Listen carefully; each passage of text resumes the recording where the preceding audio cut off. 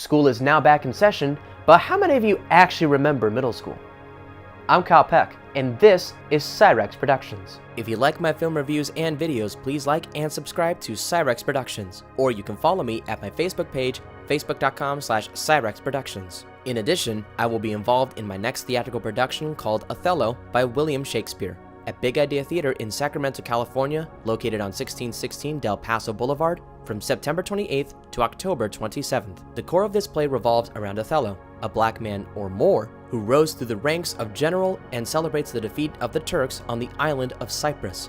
Little did he know that his most trusted lieutenant Iago would plant seeds containing lies that spirals events into chaos. Tickets range from $12 to $18 in advance or $12 to $22 at the door, and most shows are on Thursdays, Fridays, and Saturdays, all of which start at 8 p.m. For more information, go to www.bigideatheater.org. For many of us, 8th grade seems like a lifetime ago, but for some, it means everything. As one teenage girl struggles to live in the present during her transition from middle school to high school. But could this potentially unknown educational film be a hidden gem? This is my review of the coming-of-age drama, 8th Grade.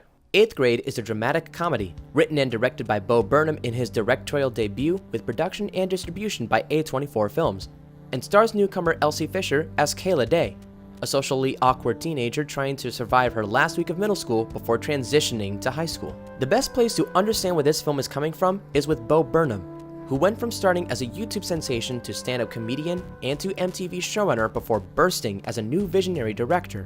And he envisioned an unflinching approach in capturing the realism of an actual teenage girl's harsh agony in her faults and insecurities, not one with stylized Hollywood-esque touch-ups.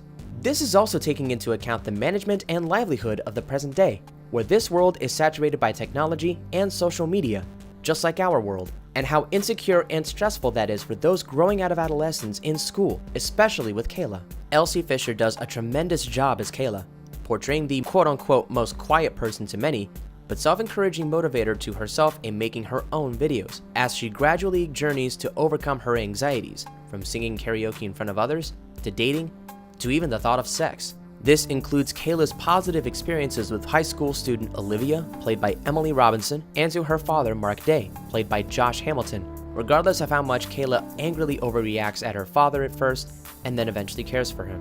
In addition, the film's whole cast is relatively unknown, which makes the experience of viewing this that much more refreshing, as viewers will not recognize anyone as the actors, but more as the characters that they naturally are, and that's truly a remarkable feat. Lastly, it should be mentioned that this is a rated R film, so while it may not be suitable for kids or teenagers, it actually is suited for them, because their freedom now, in today's modern world, soaking up any and all sorts of content, is endless, regurgitating the circle of life on kids against parents, and kids against themselves. As a result, 8th Grade might just be the rare and resounding ring of educational truth that everyone, even kids, need to see, not just because of Bo Burnham's directorial acclaim or Elsie Fisher's first captivating role, but also we're waking up to see what our world has come to is a necessity for discussion, reflection, and maybe even eventual action for the future. I give 8th Grade 9.5 out of 10 stars. I'm Kyle Peck, and be sure to check in on more videos and reviews at Psyrex Productions. Gucci!